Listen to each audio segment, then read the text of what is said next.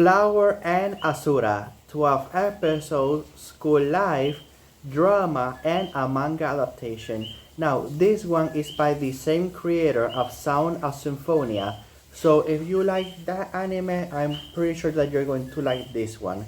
Now, we follow along with our main character whose name is Haruyama Hana, who loves to recite poetry. Now, in the anime, they use a different word. They don't use poetry, but I always end up forgetting that word. So I'm just going to go with poetry.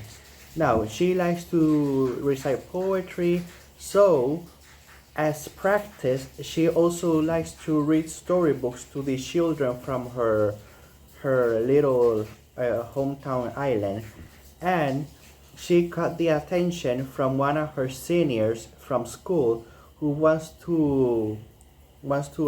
her to join the broadcasting club. Now, at first, she was very hesitant. She didn't want it to be a bother because if she joins the club, she's going to end up having to stay more at school, and she didn't want it to be a bother. But with one's persuasion and a little bit of negotiation, she ended up joining the broadcasting club where she meets her new clubmates, and each one of them have their own unique personalities, let's say, and their own interesting backstory. And I'm going to get that in a little bit. But yes, let's say it's very interesting because yes, she has a while she is in the club, yes, she already was blessed with a good voice, but a good voice doesn't get you very far.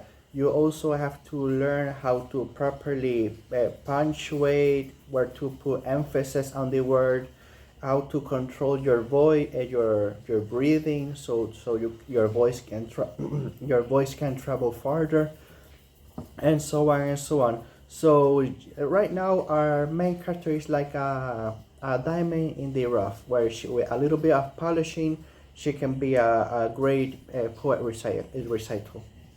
Now, like I said, we have a slew of other characters. Some I'm not going to touch upon each and every one of them because it will take a lot of time. So I'm just going to go in quick succession. So with one of the characters, we have their typical parents that if you're not a doctor, you're not anything. The Japanese stereotype. Uh, with another character, he's a nervous wreck, but he's good with editing videos. And we have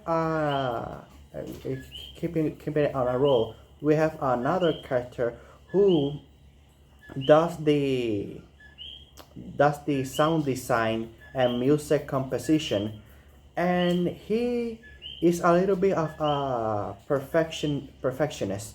He doesn't like to do anything.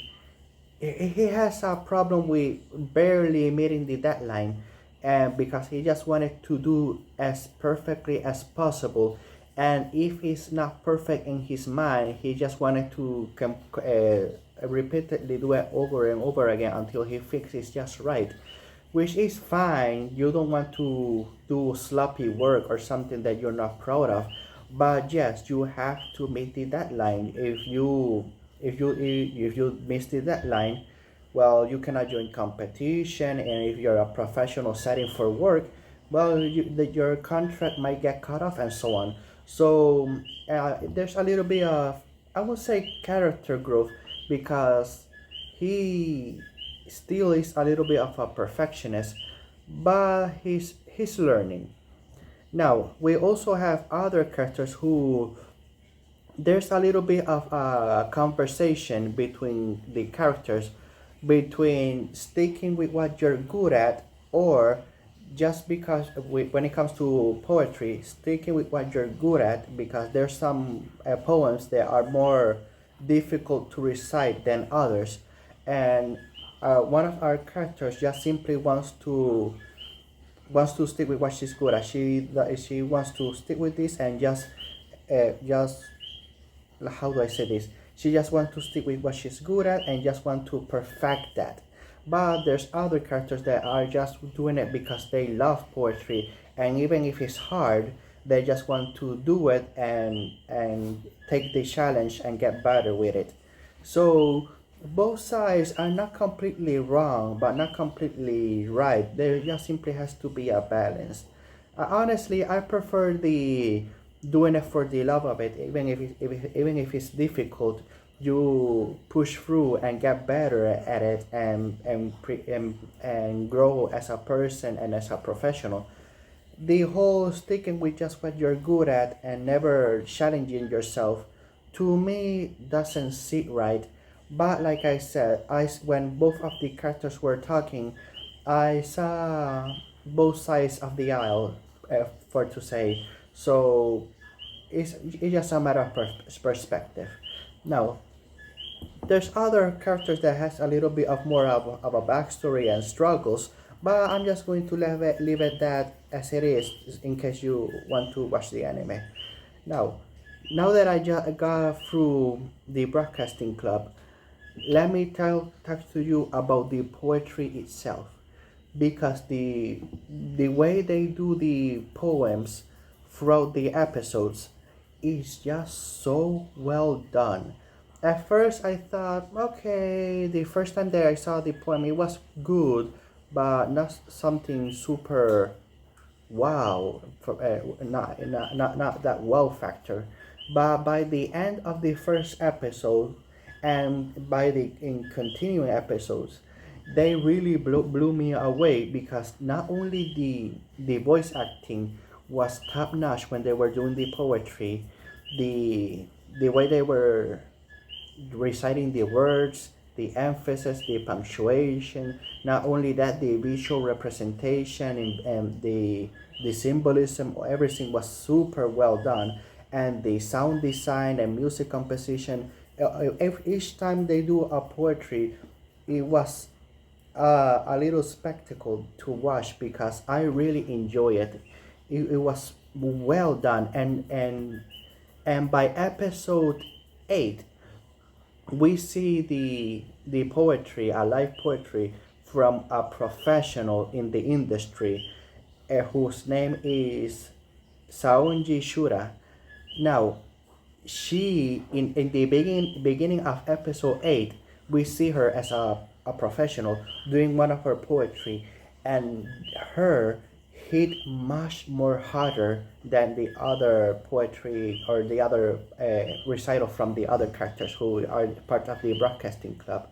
Her just hit so differently and so good.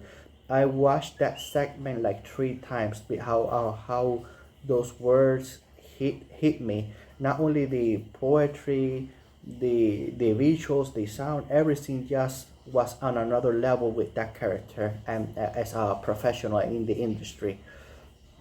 And yes, now before I finish, I should say that this anime has a dub version. Now, I did.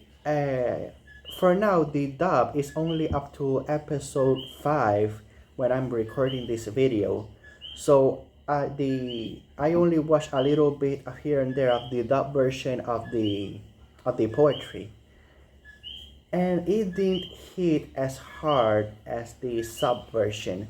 Now, don't get me wrong, the dub did a good job, but the Japanese voice actress or actors were were more were more prepared with the material. But maybe it's because some poetry and some literature just don't translate as good to English. So I think that's part of it, and maybe it's just a matter of preference. You can give the dub version a chance, or sorry, you can watch both sub and dub and choose whichever you like the most. I'm not going to judge you. I'm not in the camp of sub versus dub or anything like that.